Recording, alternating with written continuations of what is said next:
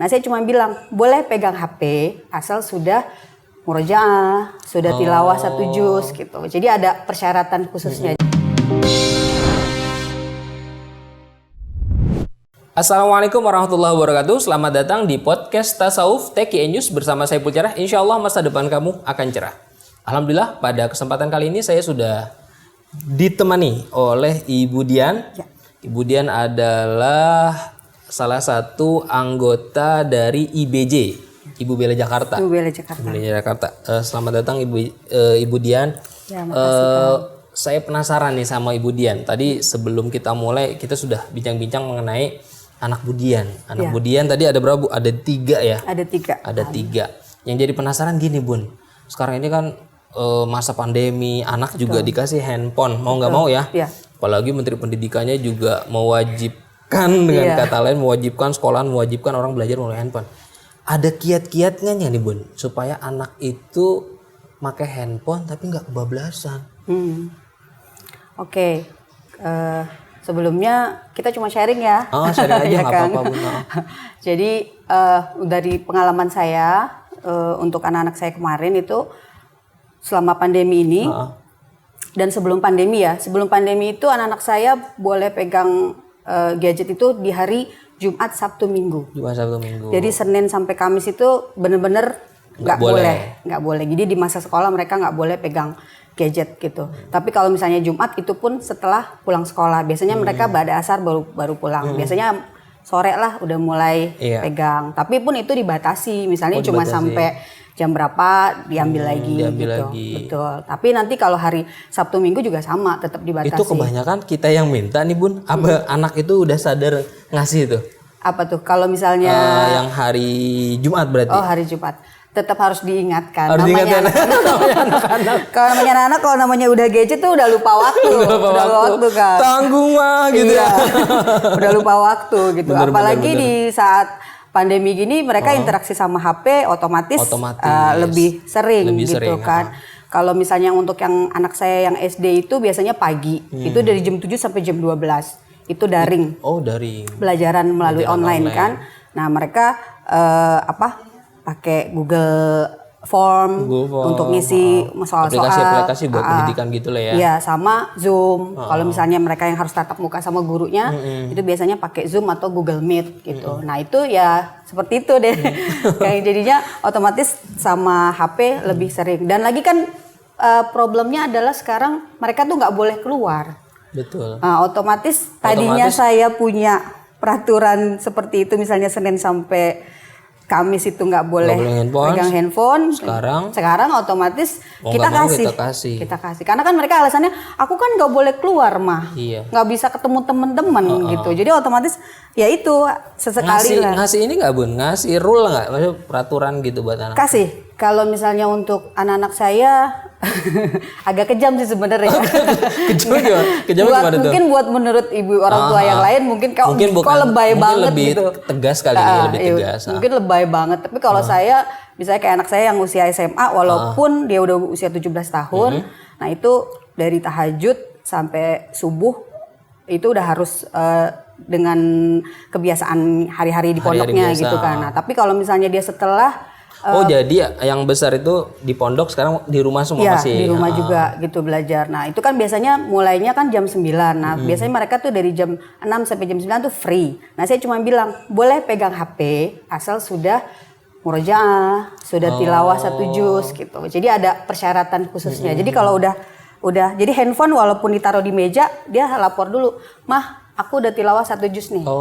Aku udah murojaah, aku udah menghafalkan surat-surat pilihan yang ditugaskan dari sekolah, baru dikasih." Jadi membangun daya disiplin anak ya Bun ya? Iya. Cuma ya itu memang harus tarik-tarik ulur sih Kang. Kalau memang kita kejem banget juga kasihan juga gitu. Ya makanya paling melatih anak untuk disiplin. Itu yang SMA. Kalau yang SMP?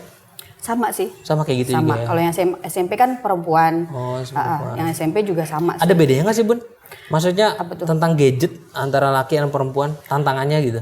Tantangannya kalau yang perempuan itu lebih, karena perempuan kan lebih suka ngobrol ya. Lebih suka ngobrol. Jadi grupnya lebih banyak gitu. Grupnya lebih banyak dan kebetulan anak saya yang perempuan tuh belum pegang HP. Oh, belum yang HP. baru pegang HP yang pertama Yang aja. pertama itu. Nah itu ya itu kalau dia biasa lah lihat konten-kontennya juga yang positif. Makanya dinasihatilah. Seenggaknya kita kasih perjanjian juga sih Kang sebelumnya. Apa tuh perjanjian itu? Nah, Contohnya kali aja perjanjiannya- kan teman-teman semua yang Iya. ngikutin bisa tahu. Jadi perjanjiannya adalah, oke mama kasih kamu HP, Hah? tapi ini pinjem. Oke. Jadi kapan aja mama boleh ambil. Jadi nggak ada pakai password, nggak ada, boleh pakai password tapi mama tahu.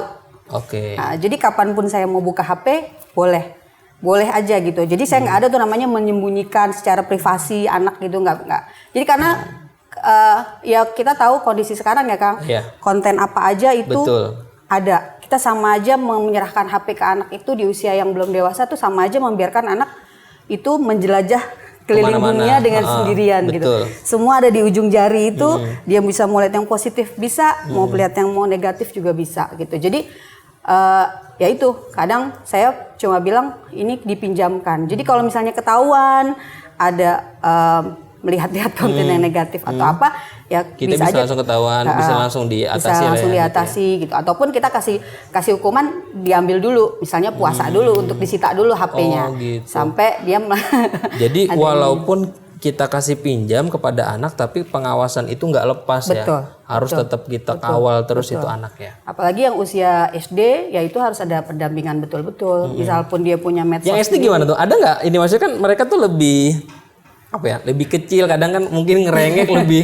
apa gitu. Kayaknya sih lebih ke game ya. Ke game. Game online Ke gitu. game ya. Nah itu ya itu apa? Misalnya, mama ayo dong udah main game. Aku udah ngerjain ini, udah kerjanya biasanya belajarnya udah selesai gitu. Ya udah nyapu dulu, atau beresin tempat tidur dulu. Jadi ada ini juga ya, maksudnya buat senjata juga ya. Iya. Jadi seenggaknya nggak itu reward lah. Saya membuat gadget itu sebagai reward buat dia dan untuk anak, hasil yang dia ini kan kerjakan. Jadi dulu anak gitu. itu mereka paham, mereka nggak mau sembarangan bisa pakai gadget sebelum melakukan tugas yang Iya. sudah. Iya. Ini menarik Bun, karena anak itu sudah disiapkan kesadaran mentalnya. Betul. Karena kalau udah main HP udah lupa Kang. Betul. Lupa sama tanggung jawab, lalai Lupa sama tugas-tugasnya, PR, lupa sholat, Betul. lupa macam-macam. Betul. Makanya kan lebih baik kita yang kontrol, orang tua yang kontrol. Di sini perannya sebagai orang tua, dan kita juga harus melek Betul, digital melek dulu digital. juga gitu. Jadi nggak gaptek juga gitu jadi orang tua gitu kan. Misalkan mereka punya medsos pun dikontrol juga. Oh, Gitu. kita jadi temenan atau follow gitu ya. Follow. Ataupun kalau misalnya ada yang nge-add, dia lapor. Misalnya ada yang nggak kenal gitu, Mama ini ada yang nge-add aku nih gitu. Nah cuma kalau misalnya kita lihat di situ kan kita bisa lihat ya profilnya seperti apa. Sekarang kan juga banyak yang mengerikan Iya, ya. benar. Gitu. Banyak kejahatan di dunia maya. Kejahatan di dunia maya. Nah itu yang perannya orang tua kita sebagai kontrol. Jadi jangan abai lah, jangan cuman kasih handphone Ini anak menarik udah Bun. selesai. Jadi ketika ada orang mau nge-add, kemudian bicara ke orang tuanya, berarti kan terbuka Bun. Betul. Di saat banyak anak itu justru biasa banyak nggak terbuka sama itu. Tuh gimana Bun bisa ngebangun kayak gitu tuh? Anak mau terbuka sama orang tua. Sama orang tua. Itu kan kalau saya nggak mudah tuh. memperlakukan anak itu seperti teman, Kang. Oh, Seperti tipsnya teman. itu ya, Ha-ha. teman. Jadi alhamdulillah maksudnya anak-anak tuh terbuka. Apapun itu baik. Maksudnya kejadian baik atau buruk pun kejadian di sekolah, dia teman gitu ya. Jadi satu pelakukan anak kita nggak nganggap diri sebagai orang tua, tapi Betul. juga memposisikan diri sebagai teman sahabat. betul. Jadi anak itu ngerasa ini ya Bun, nyaman gitu. Ngerasa nggak terintimidasi, nggak takut disalah-salahin. Kadang juga kan mereka mendapatkan informasi misalnya kayak Illuminati atau Iya, namanya ini kan dunia maya kan betul luar biasa. kayak misalnya pokoknya apapun itulah konten-konten yang Selalu tanya ke saya makanya saya selalu bilang kalau bisa diusahakan kalian kalau misalnya menerima informasi apapun tanya ke mama ataupun tanya ke guru kalian. Karena kalau nanya sama temen ataupun mereka lihat langsung tidak di cross check lagi ya, mereka telan bulat-bulat tuh Kang. Mereka telan bulat-bulat. Jadi misalnya kayak kejadian pocong ataupun yang setan-setan karena kan gitu. Isinya kan banyak sampah kan. Iya sampah betul. Iya 80% kan medsos itu kalau nggak di bener-bener kita filter, orang tua nggak bantu ngawasin, anak-anak keracunin juga lama-lama kan, apalagi mereka 24 jam. 24 jam gitu. Ada tips nggak nih Bun? Bagaimana supaya anak itu bukan hanya disiplin dalam menggunakan gadget, tapi juga bisa menggunakan gadget itu untuk cerdas secara digital? Ya kalau misalnya tipsnya sih tetap satu peran orang tua. Terus yang kedua kita juga nggak bisa memaksa anak, maksudnya nggak boleh sama sekali, nggak bisa juga. Tetap harus anak ada perjanjian ya seperti itu, ada perjanjian. Dan lagi selalu ditekankan bahwa ibaratnya mungkin di tempat lain misalnya di tempat lain misalnya kita nggak bisa kontrol anak, misalnya anak lagi pergi keluar atau bagaimana, ya saya cuma pesan mama mungkin nggak bisa ngontrol kalian gitu, mama sama ayah mungkin nggak bisa mengontrol kalian selama 24 jam, tapi Allah lihat. Tapi Allah lihat apa yang kalian lihat, apa yang kalian lakukan di situ gitu. Jadinya kita tetap melibatkan Allah juga gitu Kang Eep. Gak bisa dilepaskan dari betul. Itu kuncinya di situ. Betul. Meningkatkan rasa ketauhidan anak. Ya, ketauhidan anak. Terima kasih. Ya, Kang. Bunda, sama-sama. Mudah-mudahan ini manfaat banget ini. Iya. Terutama untuk ibu-ibu muda yang menghadapi anak yang mau menggunakan gadget. Iya. Mudah-mudahan di podcast selanjutnya ibu-ibu bisa mendapatkan pencerahan dengan narasumber dari IBJ lainnya. Iya, amin. Saya yakin ini IBJ luar biasa, banyak anggota-anggota IBJ yang bisa kita gali informasi mengenai keluarga sakinah mawaddah warahmah, terutama dalam membentuk anak yang soleh-solehah dan cerdas digital. Terima kasih untuk semua yang mengikuti podcast Tasawuf TKI News bersama saya Saiful Cerah. Insya Allah masa depan kamu akan cerah. Terima kasih semuanya. Silakan Bun, diminum dulu kopinya.